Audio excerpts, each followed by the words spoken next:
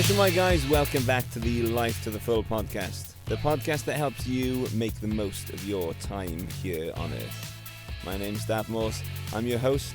It's my job to educate and inspire and equip and encourage you to live life to the full. I love that intro music and it feels great to have that back in my ears. Makes me feel pumped for what's coming up. It's been a hot second here on the podcast. We are into December and I am feeling Christmassy. It was only last weekend that we put up our Christmas tree, and just to top it off, we had a little concert put on by my daughter and her friends. They are both 8, and we had the neighbours round, we had some mulled wine, we had the 2 girls performing Christmas songs, and it just put me right in the Christmas mood. I'm hoping that you're feeling Christmassy, getting ready for the big day. I'm looking forward to the next few weeks in the run-up to Christmas, getting all the presents sorted. I am not so organised as to have done it all already, and hopefully putting out a few episodes on the podcast. We're turning our attention again today to the Richest Man in Babylon and the life lessons that we hear in the style of an ancient book. If you're not sure what I'm doing here on the podcast, if you're new here, welcome. Good to have you aboard. I've had a few new listeners in the last few weeks, so that's encouraging. If you want to know what's happening, I am doing the audiobook of The Richest Man in Babylon. I'm releasing it chapter by chapter-ish here on the podcast feed. If you haven't listened to any of the Richest Man in Babylon podcast episodes, then go back to episode 24 on the 10th of May this year. And chapter 1 is there. You can follow through the podcast feed and download the ones that look like they are the title of a book chapter from The Richest Man in Babylon. My mum saw one of the podcast episodes that I put out saying the goddess of good luck, and she said, "Oh, that's not you, is it? You don't talk about that stuff?" I had to explain, it's a title of a chapter. So we are in chapter 5 today. Without further ado, let's get to it. Chapter 5. The 5 Laws of Gold. A bag, heavy with gold, or a clay tablet carved with words of wisdom. If thou hadst thy choice, which would thou choose? By the flickering light from the fire of the desert shrubs, the sun-tanned faces of the listeners gleamed with interest. "The gold! The gold!" chorused the 27. Old Calabab smiled knowingly. "Hark!" he resumed, raising his hand. "Hear the wild dogs out there in the night. They howl and wail because they are lean with hunger. Yet feed them, and what do they? Fight and strut. Then fight and strut some more, giving no thought to the morrow that will surely come. Just so it is with the sons of men. Give them a choice of gold and wisdom. What do? Ignore the wisdom and waste the gold. On the morrow they wail because they have no more gold. Gold is reserved for those who know its laws and abide by them." Calabab drew his white robe close about his lean legs, for a cool night wind was blowing. "Because thou hast served me faithfully upon our long journey, because thou cared well for my camels, because thou toiled uncomplainingly across the hot sands of the desert, because thou fought bravely the robbers that sought to despoil my merchandise, I will tell thee this night the tale of the 5 laws of gold, such a tale as thou hast never heard before. Hark ye with deep attention to the words I speak, for if you grasp their meaning and heed them, in the days that come thou shalt have much gold." He paused impressively. Above, in a canopy of blue, the stars shone brightly in the crystal-clear skies of Babylonia. Behind the group loomed their faded tents, tightly staked against possible desert storms. Beside the tents were neatly stacked bales of merchandise, covered with skins. Nearby, the camel herd sprawled in the sand, some chewing their cuds contentedly, others snoring in hoarse discord. "Thou hast told us many good tales, Calibab," spoke up the chief packer. "We look to thy wisdom to guide us upon the morrow when our service with thee shall be at an end. I have but told thee of my adventures in strange and distant lands, but this night I shall tell thee of the wisdom of Arkad, the wise rich man." "Much we have heard of him," acknowledged the chief packer, "for he was the richest man that ever lived in Babylon." "The richest man he was, and that because he was wise in the ways of gold, even as no man had ever been before him. This night shall I tell you of his great wisdom, as it was told to me by Nomasir his son, many years ago, in Nineveh, when I was but a lad. My master and myself had tarried long into the night in the palace of Nomasir. I had helped my master bring great bundles of fine rugs, each one to be tried by Nomasir, until his choice of colours was satisfied. At last he was well pleased, and commanded us to sit with him, and to drink a rare vintage, odorous to the nostrils and most warming to my stomach, which was unaccustomed to such a drink.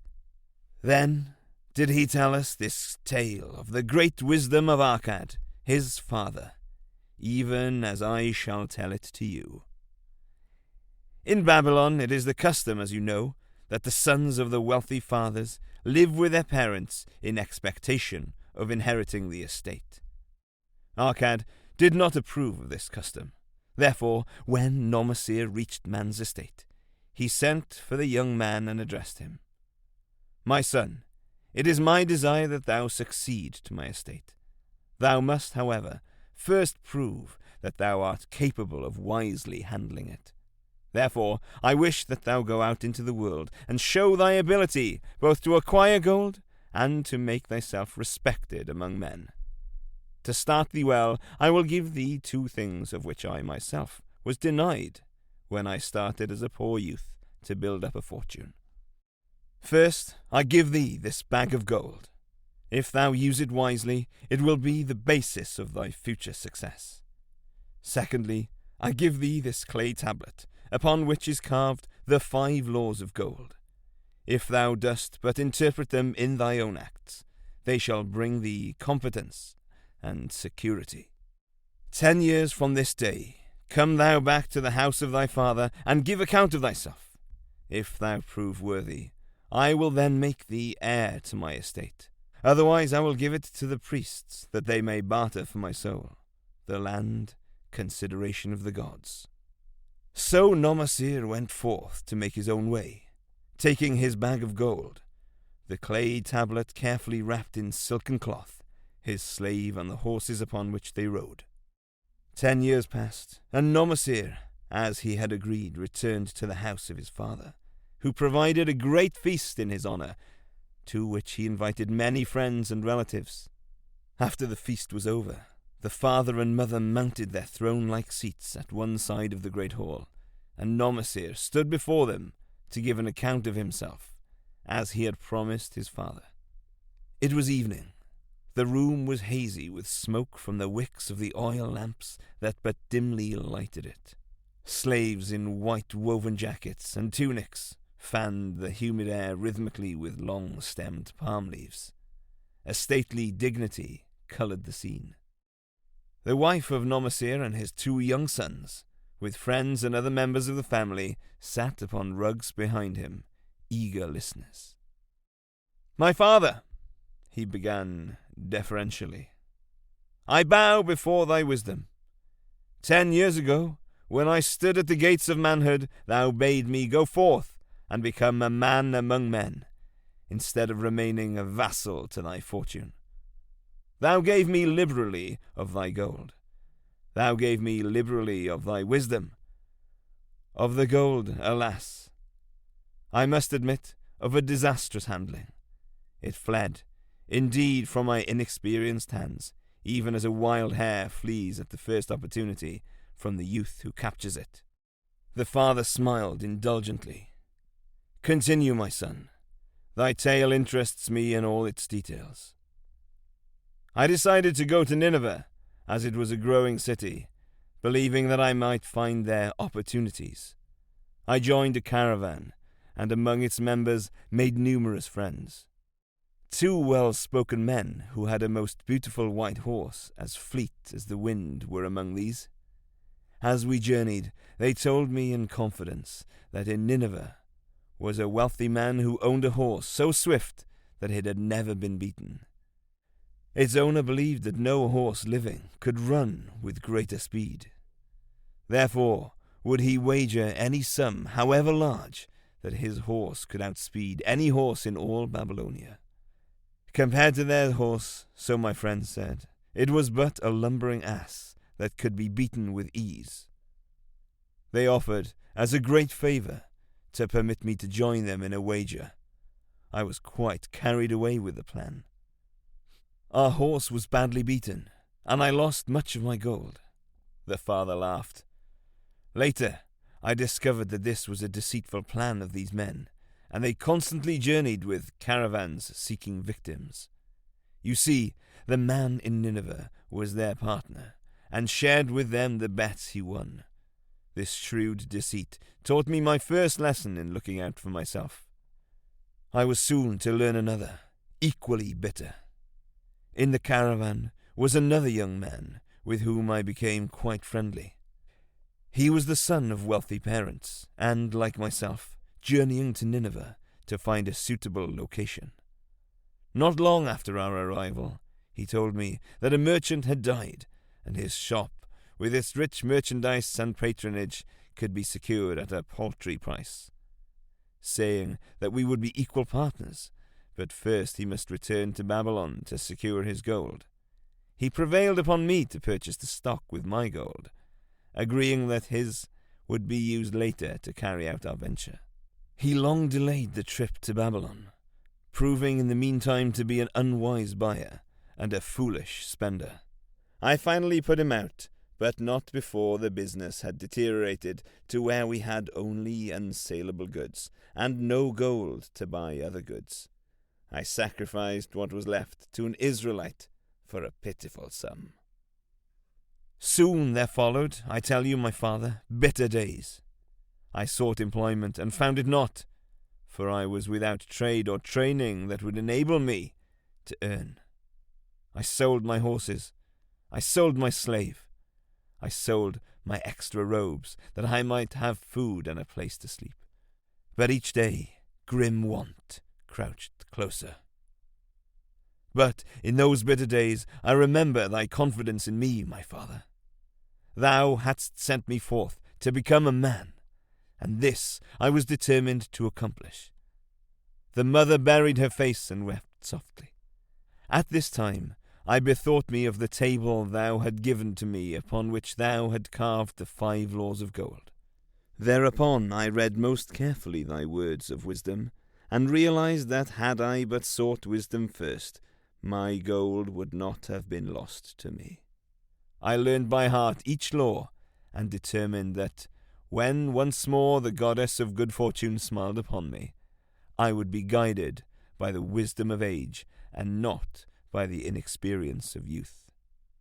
For the benefit of you who are seated here this night, I will read the wisdom of my father, as engraved upon the clay tablet which he gave to me 10 years ago.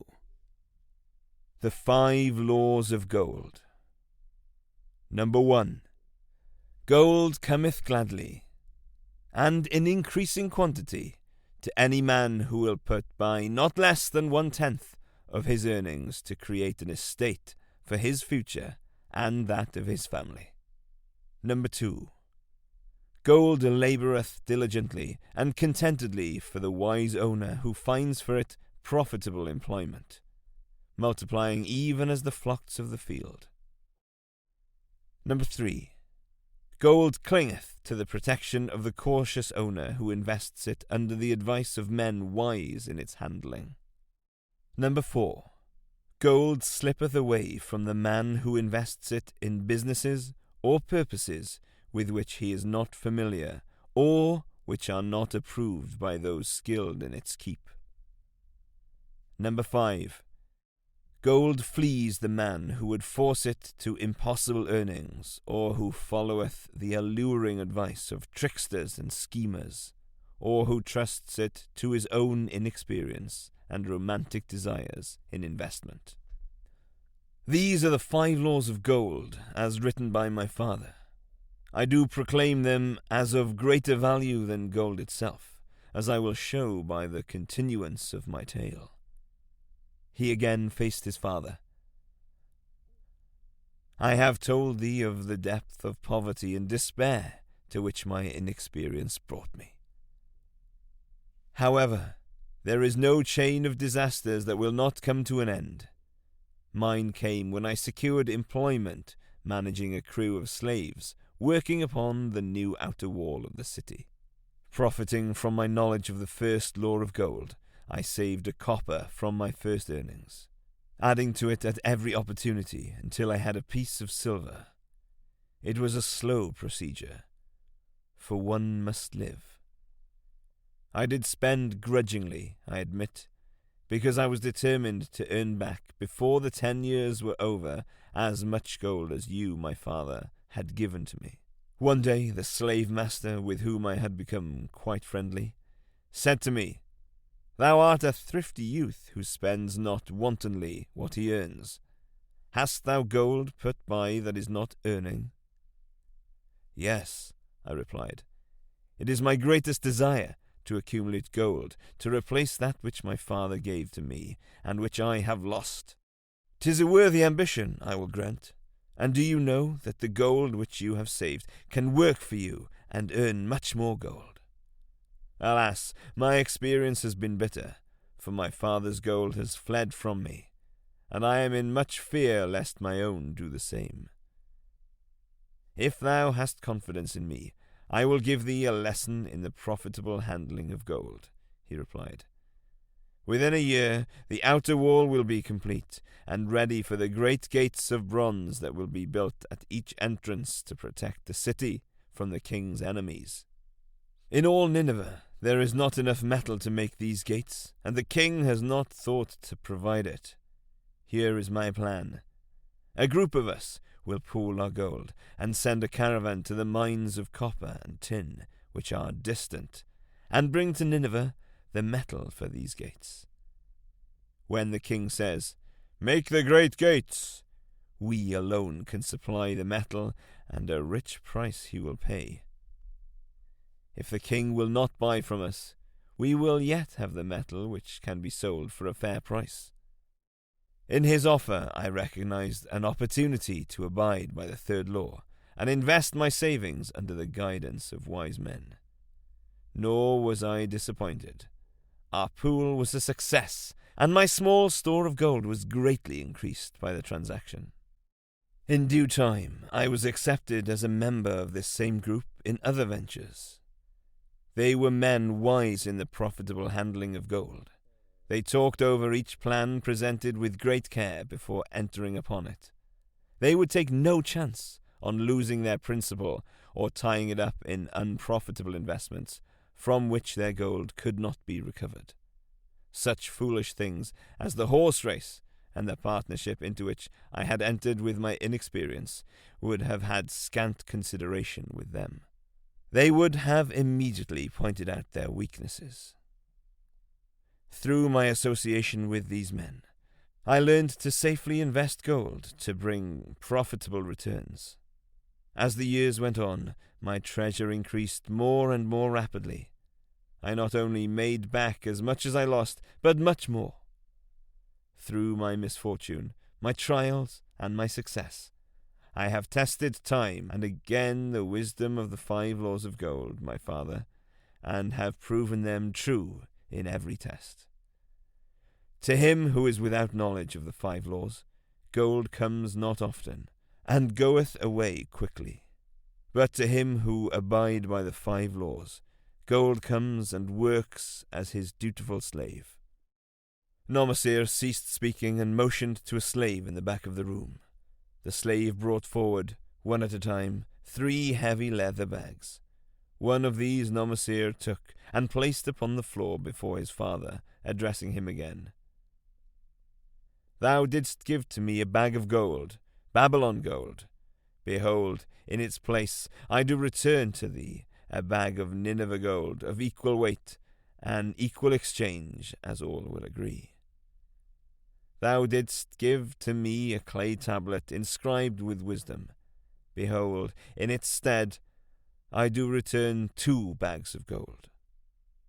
So saying, he took from the slave the other 2 bags, and likewise placed them upon the floor before his father.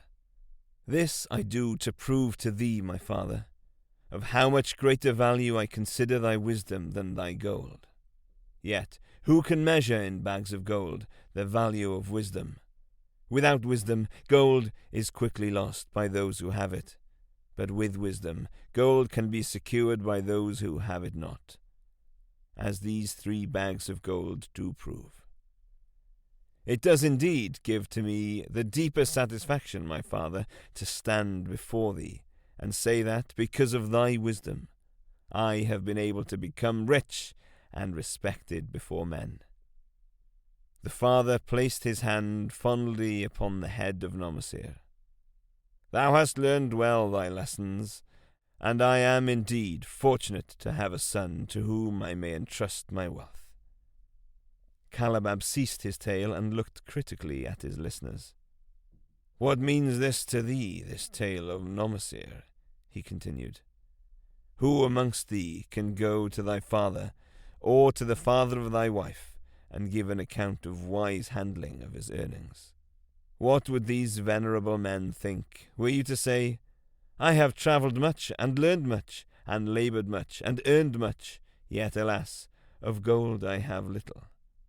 Some I spend wisely, some I spend foolishly, and much I lost in unwise ways. Dost still think it but an inconsistency of fate that some men have much gold and others have naught? Then you err. Men have much gold when they know the 5 laws of gold and abide thereby. Because I learned these 5 laws in my youth and abided by them, I have become a wealthy merchant. Not by some strange magic did I accumulate my wealth. Wealth that comes quickly goeth the same way.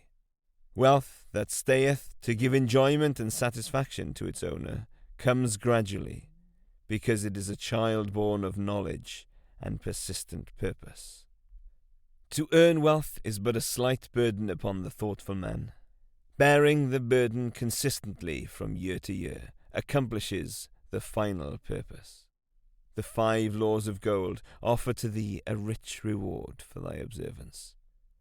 Each of these 5 laws is rich with meaning, and lest thou overlook this in the briefness of my tale, I will now repeat them. I do know them each by heart, because in my youth I could see their value, and would not be content until I knew them word for word. The first law of gold. Gold cometh gladly, and in increasing quantity, to any man who will put by not less than 1/10 of his earnings to create an estate for his future and that of his family. Any man who will put by 1/10 of his earnings consistently and invested wisely will surely create a valuable estate that will provide an income for him in the future and further guarantee safety for his family in case the gods call him to the world of darkness. This law always saith that gold cometh gladly to such a man. I can truly certify this in my own life. The more gold I accumulate, the more readily it comes to me, and in increasing quantities. The gold which I save earns more, even as yours will, and its earnings earn more. And this is the working out of the first law. The second law of gold. Gold laboureth diligently and contentedly for the wise owner who finds for it profitable employment, multiplying even as the flocks of the field. Gold indeed is a willing worker. It is ever eager to multiply when opportunity presents itself. To every man who hath a store of gold set by, Opportunity comes for its most profitable use. As the years pass, it multiplies itself in surprising fashion. The third law of gold. Gold clingeth to the protection of the cautious owner, who invests it under the advice of men wise in its handling. Gold indeed clingeth to the cautious owner, even as it flees the careless owner. The man who seeks the advice of men wise in handling gold soon learneth not to jeopardize his treasure, but to preserve in safety and to enjoy in contentment its consistent increase. The fourth law of gold. Gold slippeth away from the man who invests it in businesses or purposes with which he is not familiar, or which are not approved by those skilled in its keep. To the man who hath gold, yet is not skilled in its handling, many uses for it appear most profitable. Too often these are fraught with danger of loss, and if properly analyzed by wise men, show small possibility of profit. Therefore, the inexperienced owner of gold, who trusts to his own judgment and invests it in businesses or purposes with which he is not familiar, too often finds his judgment imperfect and pays with his treasure for his inexperience. Wise indeed is he who investeth his treasures under the advice of men skilled in the ways of gold. The fifth law of gold. Gold flees the man who would force it to impossible earnings, or who followeth the alluring advice of tricksters and schemers, or who trusts it to his own inexperience and romantic desires in investment. Fanciful propositions that thrill like adventure tales always come to the new owner of gold. These appear to endow his treasure with magic powers that will enable it to make impossible earnings. Yet heed ye the wise men, for verily they know the risks that lurk behind every plan to make great wealth suddenly. Forget not the rich men of Nineveh, who would take no chance of losing their principal or tying it up in unprofitable investments. This ends my tale of the 5 laws of gold. In telling it to thee, I have told the secrets of my own success.